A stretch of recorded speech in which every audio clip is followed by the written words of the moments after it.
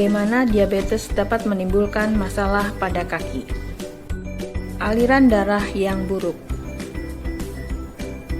Kadar gula darah yang terus-menerus tinggi dapat menyebabkan kemampuan untuk menyalurkan darah ke seluruh tubuh menurun. Hal ini terjadi akibat pembuluh darah menyempit sehingga aliran darah terhambat.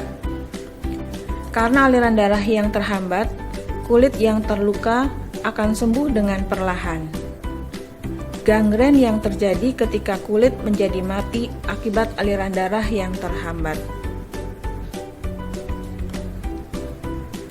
Aliran darah yang buruk ditandai dengan sakit pada tungkai bila berdiri, berjalan, dan melakukan kegiatan fisik. Jika kaki diraba, kaki terasa dingin atau tidak hangat. Rasa nyeri kaki pada waktu istirahat dan malam hari. Sakit pada telapak kaki setelah berjalan. Luka sukar sembuh. Pada pemeriksaan tekanan nadi kaki menjadi kecil atau hilang. Perubahan warna kulit yaitu kaki tampak pucat atau kebiru-biruan. Masalah pada kaki selanjutnya adalah neuropati. Neuropati adalah sebutan untuk kerusakan saraf tepi yang dapat disebabkan kadar gula yang tinggi pada waktu lama. Saraf pada kaki sangat penting dalam menyampaikan pesan ke otak, sehingga menyadarkan kita akan adanya bahaya pada kaki. Kerusakan pada saraf dapat menyebabkan kulit menjadi kering, rasa tidak nyaman, dan nyeri pada kaki. Perubahan bentuk kaki dan hilangnya sensasi raba. Sekali hal ini terjadi, jarang dapat membaik kembali. Kaki diabetes dengan neuropati akan mengalami 1. Gangguan sensorik. Neuropati sensorik ditandai dengan perasaan pada baal atau kebal, kurang berasa, terutama ujung kaki terhadap rasa panas, dingin, dan sakit. Terkadang disertai rasa pegal dan nyeri di kaki. Kedua, gangguan motorik. Neuropati motorik ditandai dengan kelemahan sistem otot, otot mengecil, mudah lelah, kram otot, deformitas kaki, ibu jari seperti palu atau disebut dengan hammer toe, sulit mengatur keseimbangan tubuh. Ketiga, gangguan otonom. Gangguan saraf otonomik pada kaki ditandai dengan kulit menjadi kering, pecah-pecah, dan tampak mengkilat karena kelenjar keringat di bawah kulit berkurang. Masalah pada kaki selanjutnya adalah infeksi. Penurunan sirkulasi darah pada daerah kaki akan menghambat proses penyembuhan luka. Akibatnya, kuman masuk ke dalam luka dan terjadi infeksi. Peningkatan kadar gula darah akan menghambat kerja leukosit dalam mengatasi infeksi.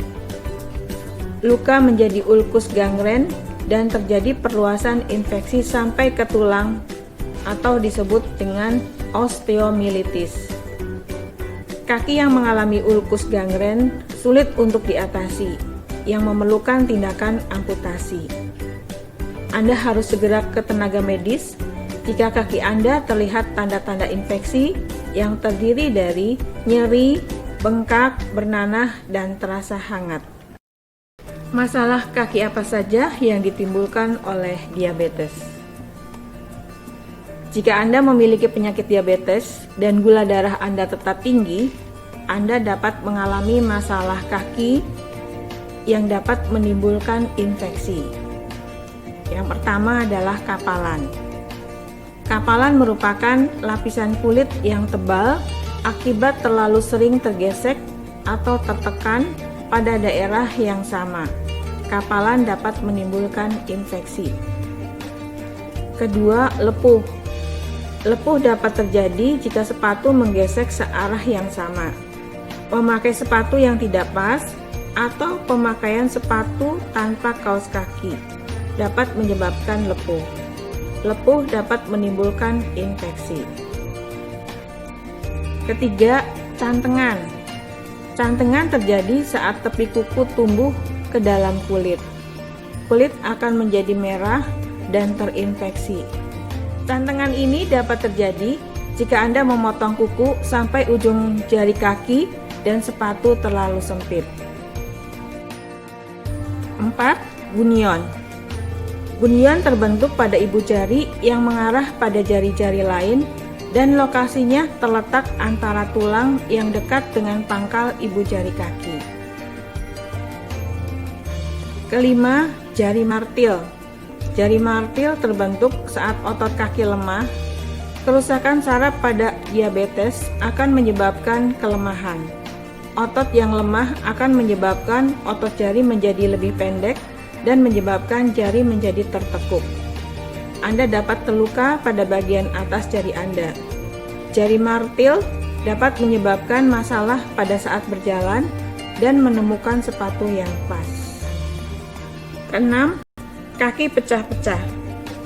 Kaki pecah-pecah dapat terjadi akibat saraf pada tungkai dan kaki tidak dapat mengatur kelembaban. Kulit kering dapat menjadi pecah-pecah. Kulit pecah-pecah ini mengakibatkan kuman dapat memasuki celah kaki dan mengakibatkan infeksi. Bagaimana upaya pencegahan kaki diabetik?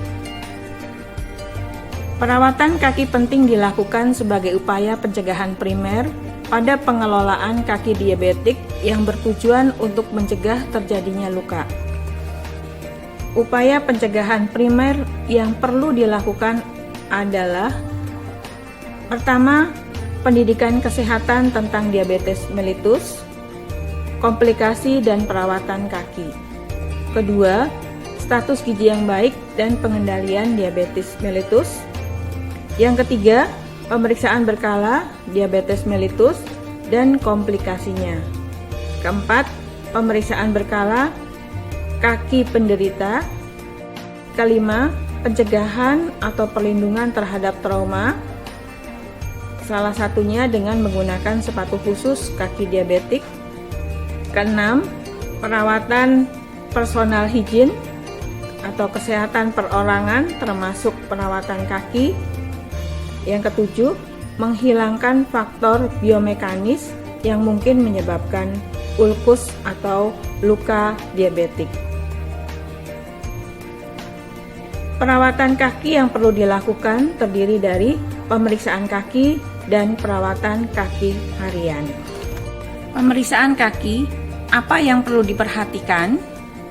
Yang pertama, ada tidaknya memar, kaki pecah-pecah, kulit yang lembab dan rapuh, kulit kering, pembengkakan, kalus, kuku yang tumbuh ke dalam, gula atau lepuh, kuku yang tajam, bagian kaki yang terasa panas atau dingin, dan kaki tampak pucat atau pijat.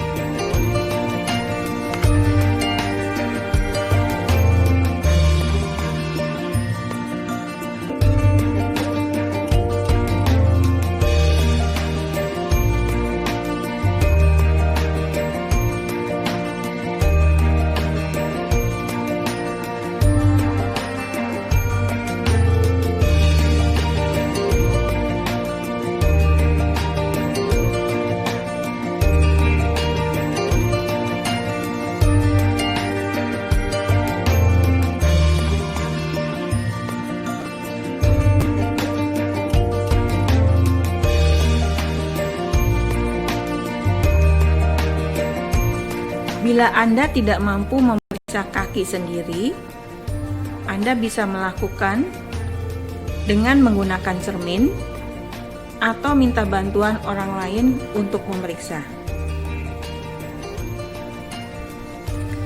Perawatan kaki diabetik.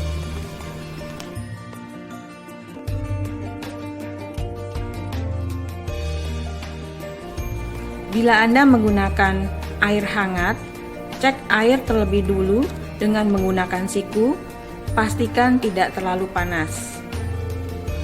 Bersihkan kaki setiap hari dengan air bersih, dan sabun. Sebaiknya Anda menggunakan sabun cair karena pH-nya lebih rendah sehingga kulit tidak kering.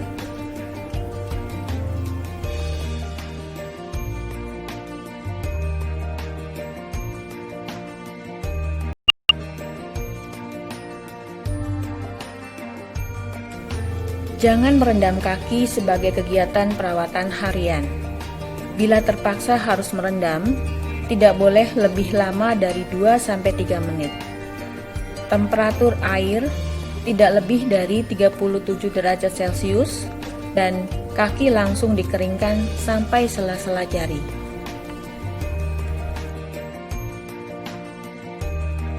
Keringkan kaki dengan handuk lembut dan bersih termasuk daerah sela-sela jari kaki.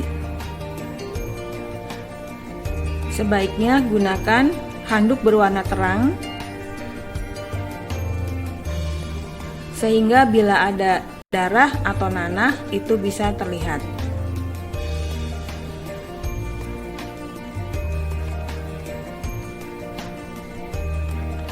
Perawatan kulit kaki. Berikan pelembab atau lotion atau body lotion pada daerah kaki yang kering agar kulit tidak retak.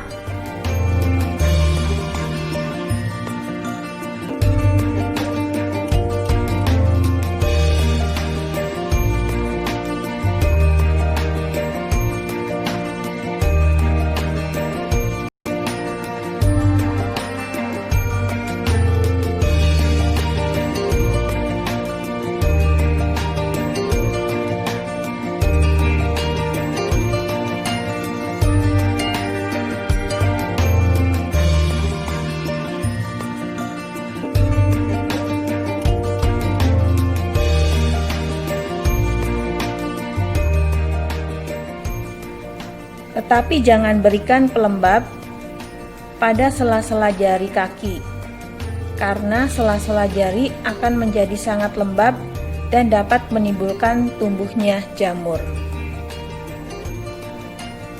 Jangan menaburkan bedak pada kaki. Jangan menggunakan krim yang mengandung alkohol. Sebaiknya gunakan pelembab 2 kali sehari.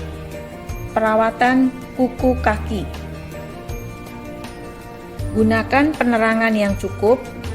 Jangan memotong kuku terlalu pendek. Gunting kuku kaki lurus mengikuti bentuk normal jari kaki.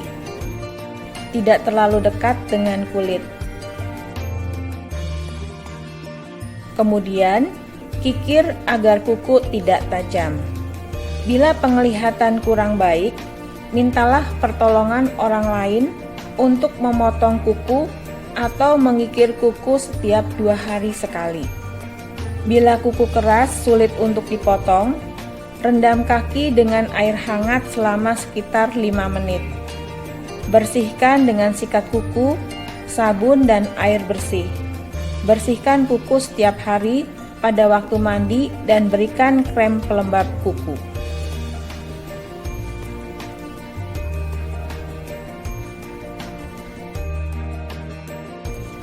Penanganan kaki pecah-pecah. Berikan pelembab 2 kali sehari pada kulit yang pecah-pecah.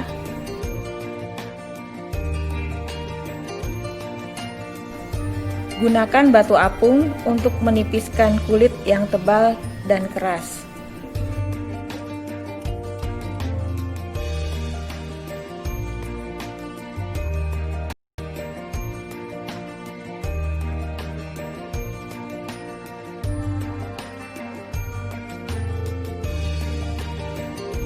Hindari penggunaan sepatu yang terbuka bagian belakangnya atau sepatu dengan sol tipis. Pilih sepatu yang sol lembut dan menyerap keringat. Jangan pernah mencoba menipiskan kulit yang menebal dengan silet atau gunting. Pemilihan alas kaki. Pakai alas kaki sepatu atau sandal untuk melindungi kaki agar tidak terjadi luka. Juga di dalam rumah, Jangan gunakan sandal jepit karena dapat menyebabkan lecet di sela jari pertama dan kedua. Gunakan sepatu atau sandal yang baik yang sesuai dengan ukuran dan enak untuk dipakai, dengan ruang dalam sepatu yang cukup untuk jari-jari. Menentukan ukuran sepatu. Sepatu tidak boleh terlalu sempit atau terlalu longgar. Pilih sepatu yang lebih panjang sekitar 1-2 cm dari panjang telapak kaki. Atau cetak kaki di atas kertas yang kaku, gunting cetakan dan bawa ke toko sepatu.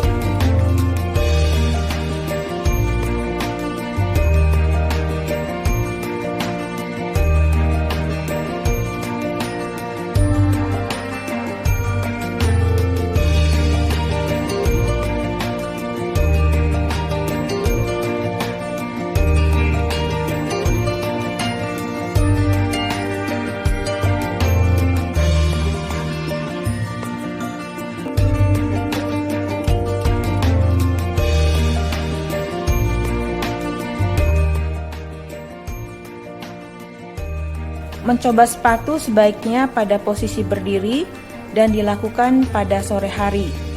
Cobalah sepatu pada kedua kaki. Bila kaki Anda terdapat penonjolan tulang, sebaiknya disarankan untuk konsultasi dengan unit rehabilitasi medik.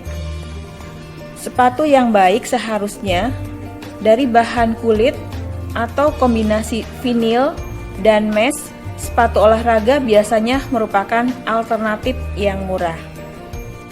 Periksa sepatu sebelum dipakai. Apakah ada kerikil, benda-benda tajam seperti jarum dan duri.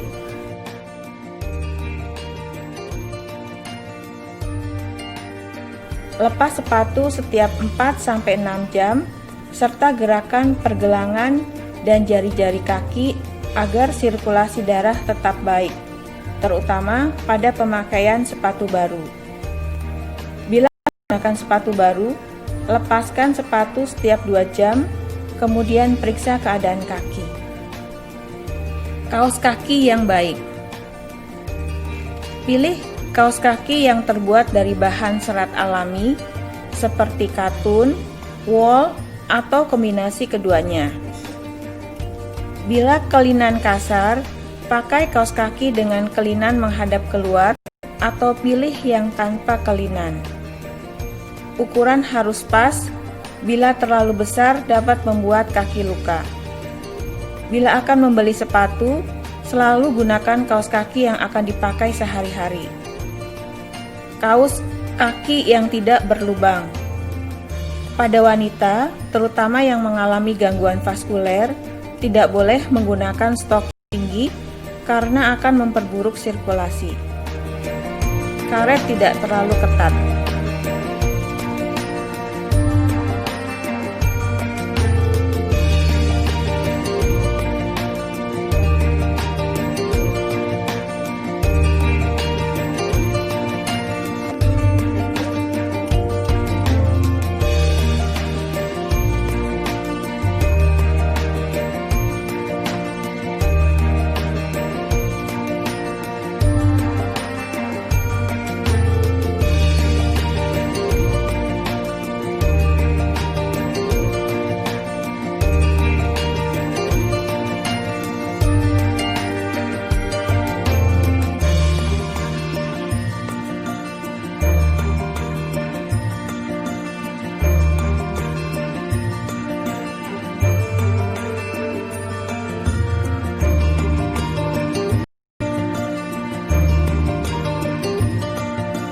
Perawatan kaki selanjutnya adalah periksakan kaki ke dokter secara rutin.